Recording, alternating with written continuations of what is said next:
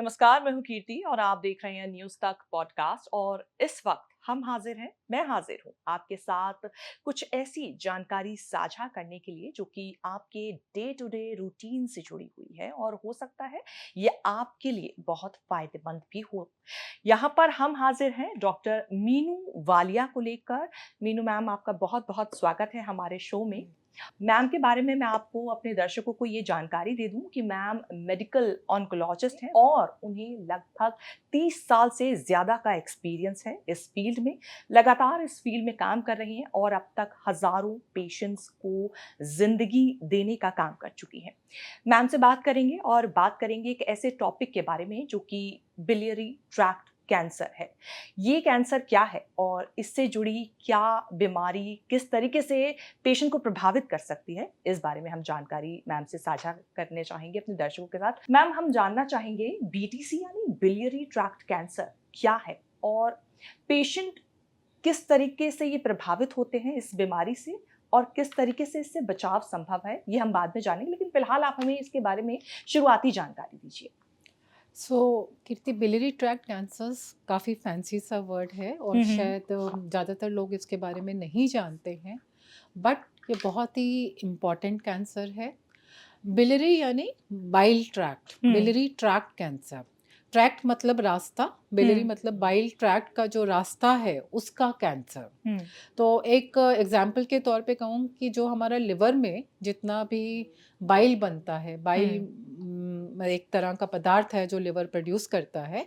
और अगर हम लिवर को एक किचन की तरह सोचें कि अगर किचन है और किचन में जितना भी वो पानी या इकट्ठा हो रहा है, जो गंदा पानी है जो वॉश करके निकल रहा है, तो हम्म। वो नेचुरली किसी ना किसी ड्रेन्स के थ्रू, जो हम्म। ड्रेनेज सिस्टम होता है हम्म। उसके थ्रू बाहर जाता है। जी। उसी तरह से लिवर में जितना भी हमारा बाइल बनता है हम्म। उसका जो ड्रेनेज सिस्टम होता है वो मल्टीपल छोटी छोटी ट्यूब्स हम्म। होती हैं जो लिवर के पूरे उसमें फैली हुई होती है और उसके बाद इकट्ठा होके बाहर जाती हैं और जो हम्म। लिवर से इस चीज़ को ड्रेन करती हैं।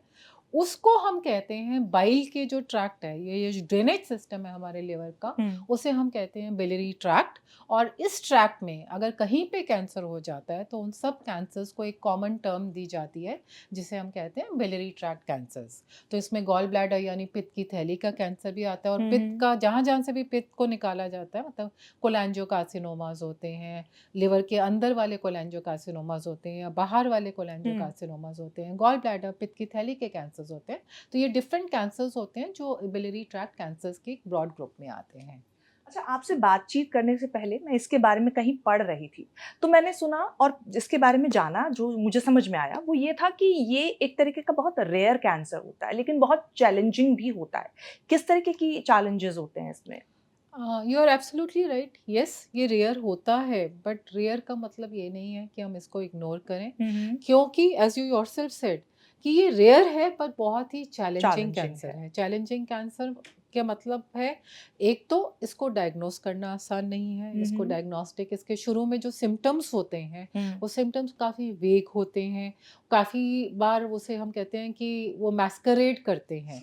मतलब biliary tract cancers are very good at masquerading, hmm, मतलब हुँ। सिम्टम्स हाइड हो जाते हैं पता नहीं चलते अगेंस्ट हैं। नॉर्मल सिम्टम्स, हुँ। नहीं पता चलते हैं। उसको डायग्नोस करना भी इतना आसान नहीं है और जब तक ज़्यादातर केसेस में डायग्नोस होता है हुँ। वो ऑलरेडी एडवांस स्टेजेस का, लेट स्टेजेस का होता है। तो इसी वजह से इसको काफ़ी चैलेंजिंग और लीथल कैंसर माना जाता है।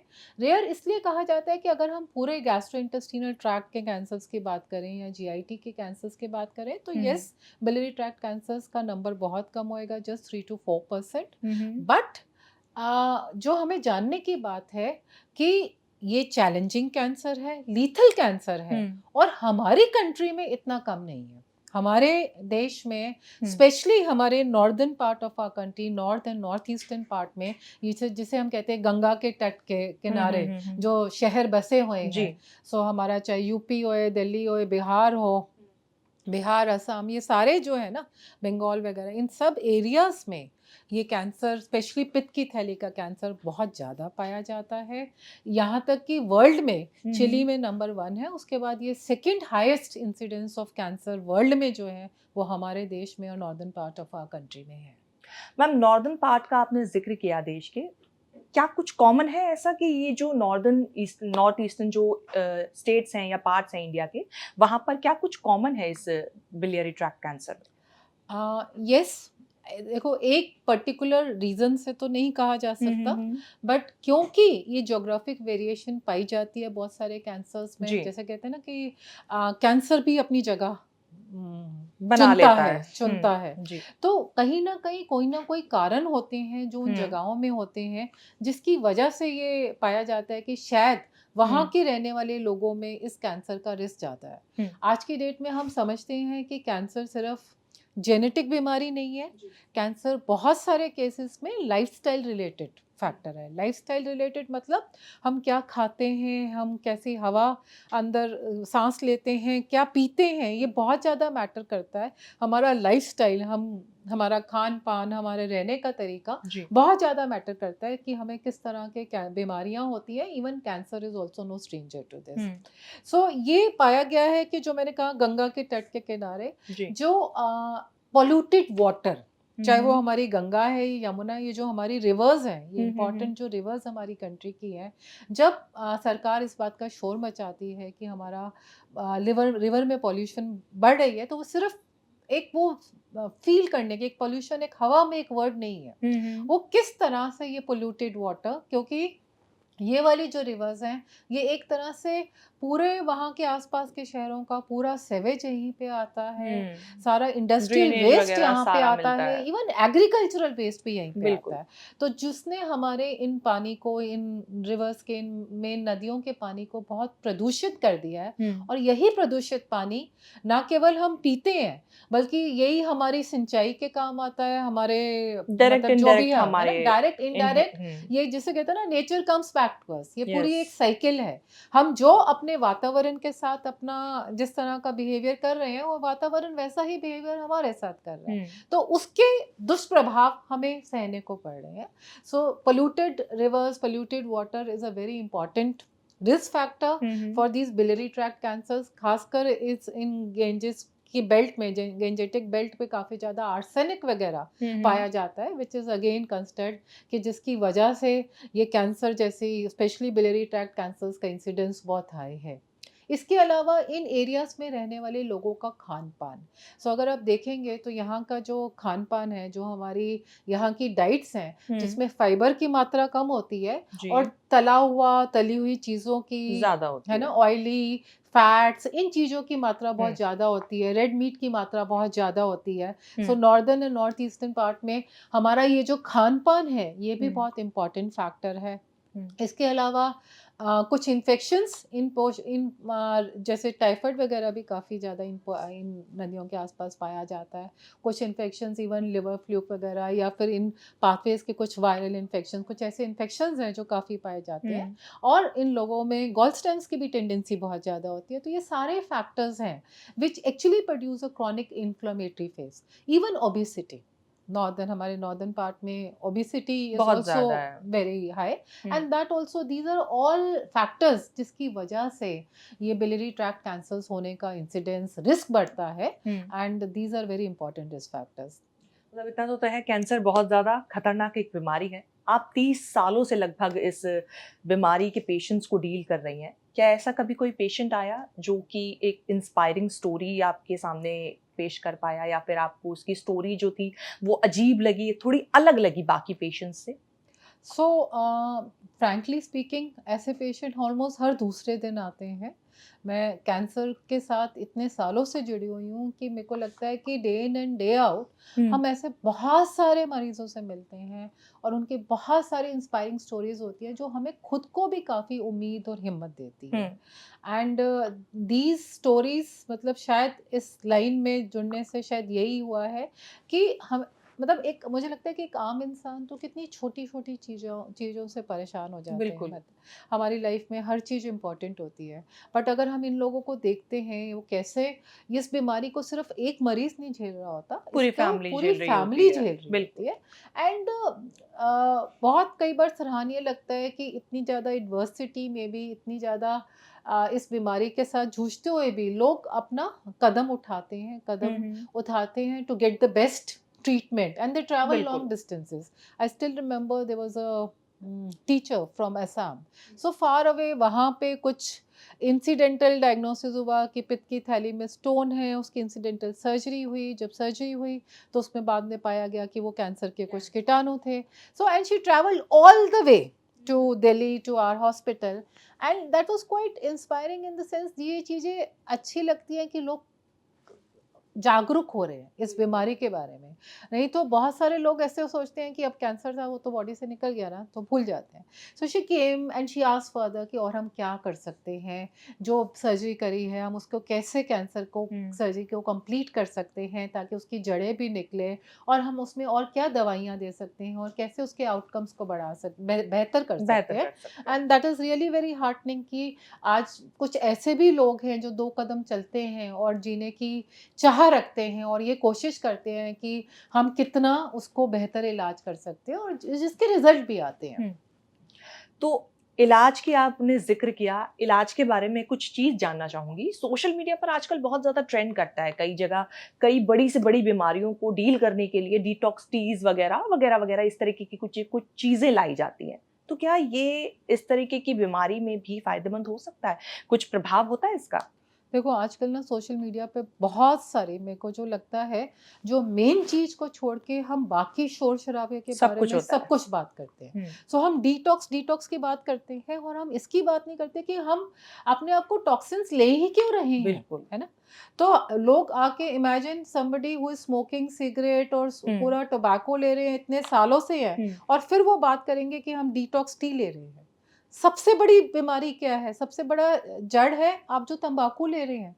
आप तंबाकू को शरीर के अंदर मत लो ना, बिल्कुल, उसके बाद डिटॉक्स की बात करेंगे। बिल्कुल। आप पहले तो अपने सिस्टम को पंप करी जा रहे हो टॉक्सिन्स के साथ और फिर हम डिटॉक्स की बात करते हैं। तो इसलिए व्हाट इज़ इम्पोर्टेंट इज़, अगर हम going back to the basics what I say, जो हमारा नॉर्मल अच्छा खाना होता है, बैलेंस्ड डाइट होता है, lot of fresh fruit, salads, अच्छा जो बैलेंस खाना होता है और तली हुई चीज़ों से दूर रहना, अच्छा फाइबर अपनी डाइट में लेना, साफ-सुथरा क्लीन ड्रिंकिंग वाटर, हुँ, एडिक्वेट वाटर लेना, फिज़िकल एक्टिविटी बिल्कुल। रखना, जो जिसे मतलब कि थोड़ा-सा शरीर को हिलाना।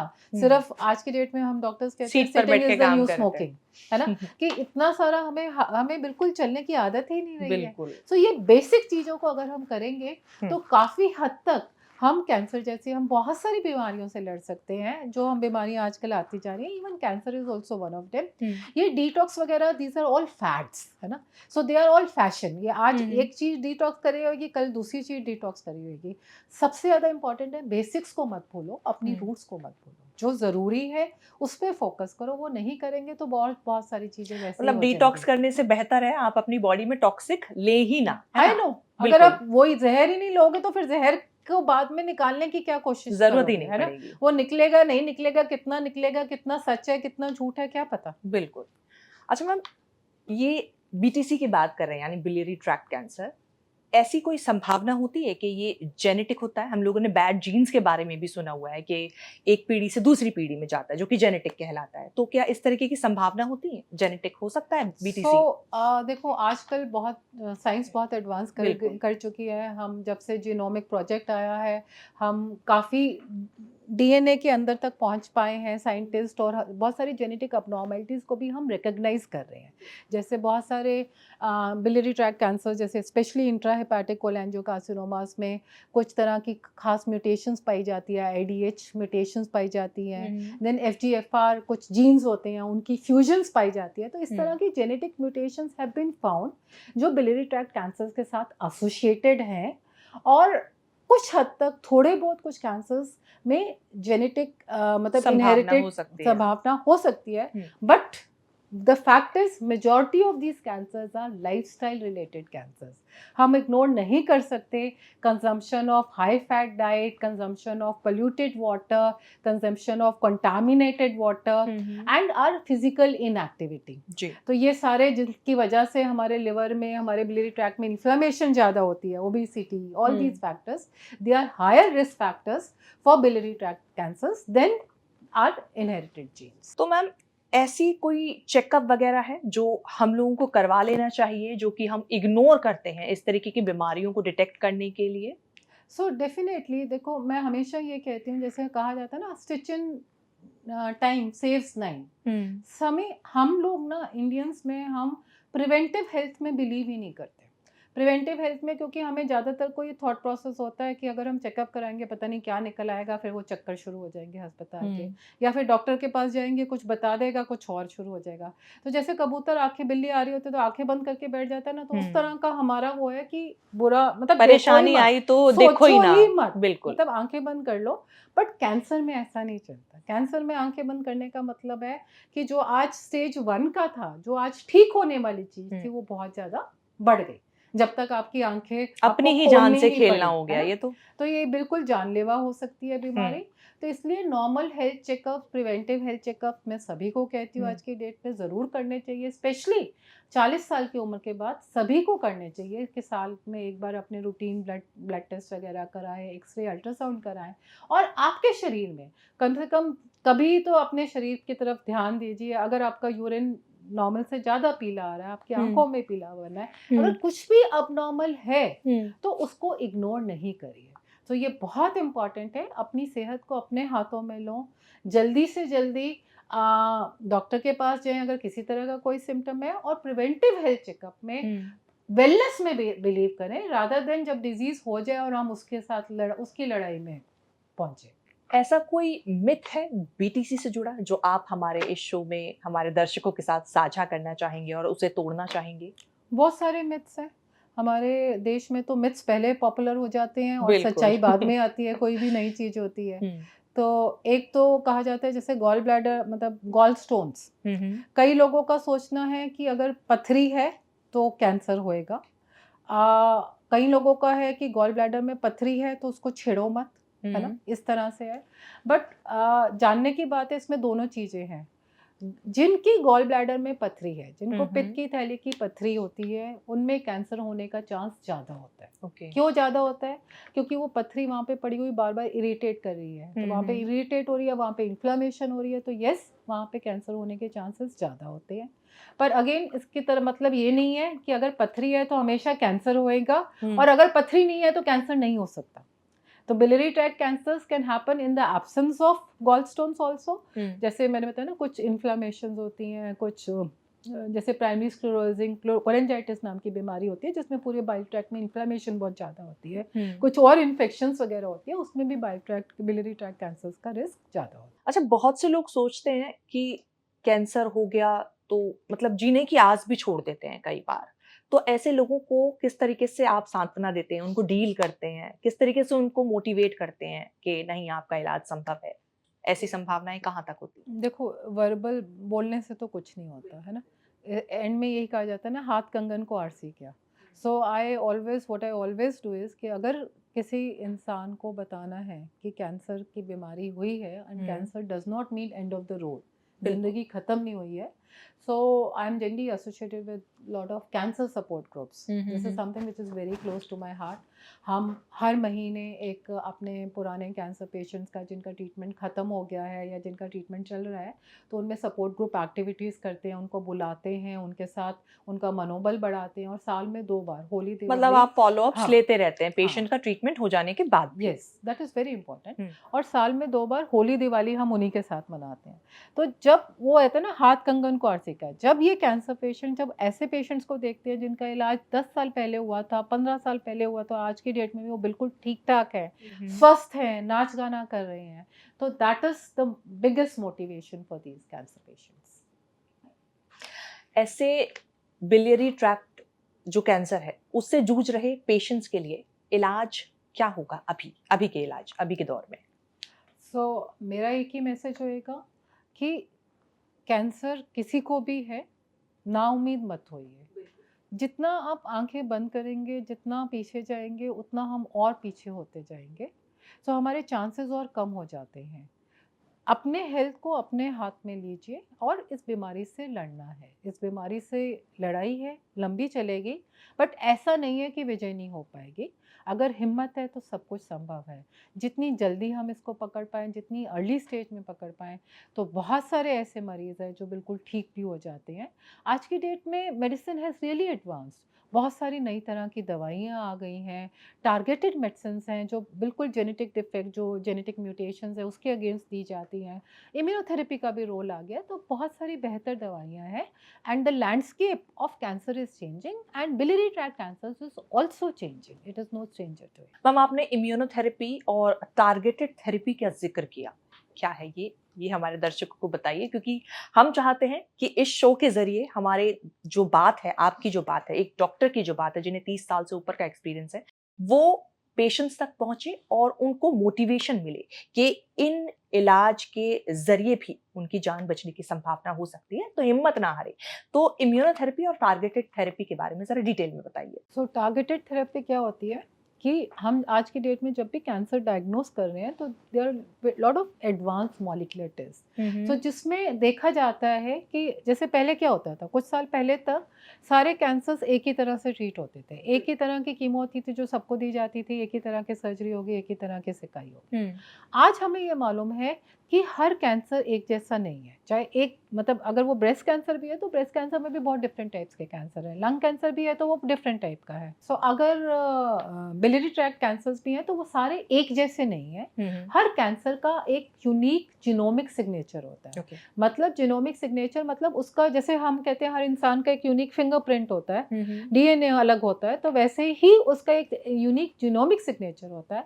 जब उसकी आप जांच करते हो, मतलब एनजीएस नाम के टेस्ट करते हो, तो हुँ। आपको उसकी specific genetic abnormality, genetic mutation किस लेवल पे उस कैंसर में क्या हो रहा है, हुँ। क्या वो HER2 positive biliary tract cancer है, क्या वो FGFR फ्यूजन वाला बिलियरी ट्रैक्ट कैंसर है, या उसमें कोई और IDH म्यूटेशन है। हुँ। तो इन म्यूटेशंस को एड्रेस करने के लिए स्पेसिफिक दवाइयाँ होती है जो इस बेसिक, क्योंकि ये म्यूटेशन कई बार ड्राइवर म्यूटेशन भी होती है जिसकी वजह से कैंसर बढ़ रहा है हुँ, और हुँ। कैंसर हो रहा है, तो आप इन म्यूटेशंस को एड्रेस करने के लिए स्पेसिफिक दवाइयाँ होती है, मोनोक्लोनल एंटीबॉडीज होती हैं, स्मॉल मॉलिक्यूल्स होते हैं, जिनको हम कहते हैं टारगेटेड मेडिसिन। और हुँ। अगर ये दी जाती हैं तो results of treatment are much better than conventional therapy. इसी तरह से इम्यूनोथेरेपी क्या होती है, हम कहते हैं कैंसर के cells are very smart cells, they hmm. Are great masqueraders, मतलब वो छुप जाते हैं, अपना मास्क लगा के छुप जाते हैं बॉडी के नॉर्मल इम्यून सेल से। हुँ। मतलब कि जो बॉडी के नॉर्मल सोल्जर्स हैं या बॉडी के WBCs हैं, जैसे हम कहते हैं बॉडी के व्हाइट ब्लड सोल्जर्स हैं, सेल। हुँ। जो फॉरेन पार्टिकल्स को, इन्फेक्शंस से लड़ते हैं। तो हुँ। जब भी ये लोग हमारे जो नॉर्मल बॉडी के इम्यून सेल्स आते हैं और वो कैंसर सेल्स को आइडेंटिफाई नहीं कर पाते कि ये फॉरेन सेल्स हैं, इनको किल करना है, हुँ। because they are very good at hiding. तो when we say immunotherapy, so these are monoclonal antibodies, इस तरह की मेडिसिन होती हैं जो एक तरह से इन कैंसर सेल्स को डीमास्क कर देती हैं, मतलब उनके हुँ। ऊपर से, उनके फेस से नकाब हटा देती हैं कि हमारे बॉडी के अपने सोल्जर्स, हमारी बॉडी के इम्यून सिस्टम्स उनको रिकग्नाइज कर पाएँ और उनको किल कर पाएँ, जिससे हमारे जो कैंसर सेल के जो रिजल्ट्स हैं, कैंसर सेल का किल रेट ज़्यादा हो जाता है और हमारे कैंसर पेशेंट का सर्वाइवल काफ़ी अच्छा बेहतर हो जाता है। ओके। तो मैम एक सवाल मेरा ये होगा कि हमने कैंसर के शुरुआती लक्षणों के बारे में बात की, उसके ट्रीटमेंट के बारे में बात की, लेकिन अब जो पेशेंट एडवांस स्टेज में पहुंच चुके हैं ऑलरेडी कैंसर की, उनका ट्रीटमेंट किस तरीके से होता है? उनका देखभाल किस तरीके से की जा सकती है?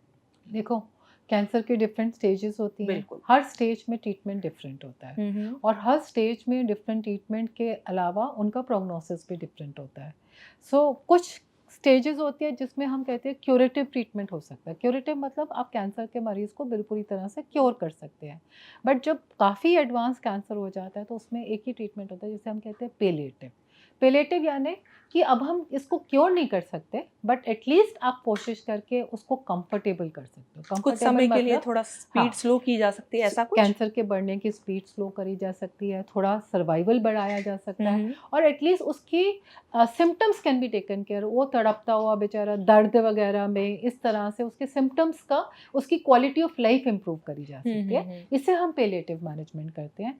तो अगर लास्ट फेजेस में कैंसर है तो palliative management is also very important part of backbone of treatment, because every human being deserves life as much as possible, और अगर वो नहीं हम दे सकते तो एटलीस्ट उसका राइट है कि हम उसको जितना पेन फ्री ज़िंदगी दे पाएँ, एटलीस्ट वो दें। मैम ऐसे पेशेंट्स को आप क्या सलाह-मशवरा देना चाहेंगी जो इस तरीके के कैंसर से जूझ रहे हैं? साथ ही उनके परिवार वालों को भी किस तरीके से हिम्मत देने वाला एक मैसेज आप देंगे, जो ऐसे पेशेंट को डील कर रहे हैं अपने ही परिवार में, जो इस तरीके की बीमारी से जूझ रहे हैं? सो मेरा एक ही मैसेज होएगा इन सबको कि कैंसर की लड़ाई में आप अकेले नहीं हैं, हताश मत हो। आपका परिवार आपके साथ हैं, आपके डॉक्टर्स आपके साथ हैं, बहुत सारे लोग, आप एक कदम आगे बढ़ाएँगे, बहुत सारे लोग हैं आज की डेट में जो आपको सहारा देने के लिए खड़े होंगे।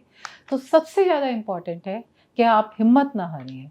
और जैसे मैं हमेशा अपने हर पेशेंट को कहती हूँ और हमेशा हर इंसान को कहती हूँ कि हमेशा हमें ये लाइन याद रखनी चाहिए, दिस टू शैल पास। ये समय भी बीत जाएगा, चाहे अच्छा है या बुरा है। हुँ। जब अच्छा समय भी चले ही जाता है तो ये बुरा समय बुरा भी भी बीत नहीं जाएगा। रहेगा। बस हिम्मत बांधे रखिए। बहुत-बहुत शुक्रिया मैम तमाम जानकारी हमारे साथ साझा करने के लिए, हमारे दर्शकों तक अपनी बात पहुँचाने के लिए। डॉक्टर मीनू वालिया हमारे साथ जुड़ी हुई थी मेडिकल ऑन्कोलॉजी डिपार्टमेंट की, जिन्हें लगभग 30 साल का इस फील्ड में एक्सपीरियंस है। उन्होंने अपनी तमाम जानकारी हमारे दर्शकों के साथ साझा की। आपका इस पूरी वीडियो के बारे में क्या राय है? अपनी बात कमेंट सेक्शन में जाके हमें ज़रूर बताएँ। और अगर आप भी इस तरीके की बीमारी से, इस तरीके की गंभीर बीमारी से जूझ रहे हैं, तो आपको हम यही मैसेज देंगे कि आप हिम्मत ना हारें। और मैम भी यही मैसेज देती हैं कि दिस शैल टू पास, यानी कि ये समय भी गुजर जाएगा। मैम बहुत-बहुत शुक्रिया हमारे साथ तमाम जानकारी साझा करने के लिए।